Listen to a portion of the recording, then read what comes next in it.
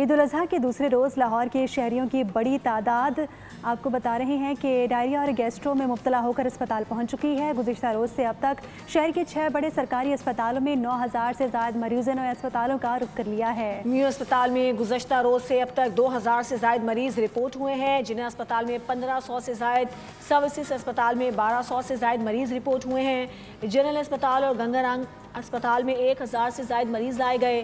तिब्बी माहिरीन ने शहरियों को हिदायत की है कि शदीद गर्म मौसम की तपिश के पेश नज़र गोश्त कम खाएं, सब्जियों का ज़्यादा इस्तेमाल करें। इसके साथ सलाद, सब्जियां, दही और लीमू का इस्तेमाल किया जाए। बारबेक्यू और चिकनाई वाले गोश्त का ज़्यादा इस्तेमाल कोलेस्ट्रॉल बढ़ा सकता है, जिससे हाई ब्लड प्रेशर और हार्ट अटैक का ख़तरा हो सकता है। ईद उल अज़हा के दूसरे रोज़ लाहौर के शहरियों की बड़ी तादाद आपको बता रहे हैं कि डायरिया और गैस्ट्रो में मुब्तला होकर अस्पताल पहुंच चुकी है। गुज़िश्ता रोज़ से अब तक शहर के 6 बड़े सरकारी अस्पतालों में 9000 से ज़ायद मरीज़ों ने अस्पतालों का रुख कर लिया है। न्यू अस्पताल में गुज़श्ता रोज़ से अब तक 2000 से ज़ायद मरीज़ रिपोर्ट हुए हैं, जिन्हें अस्पताल में 1500 से ज़ायद, सर्विसेज अस्पताल में 1200 से ज़ायद मरीज़ रिपोर्ट हुए हैं। जनरल अस्पताल और गंगाराम अस्पताल में 1000 से ज़ायद मरीज़ लाए गए।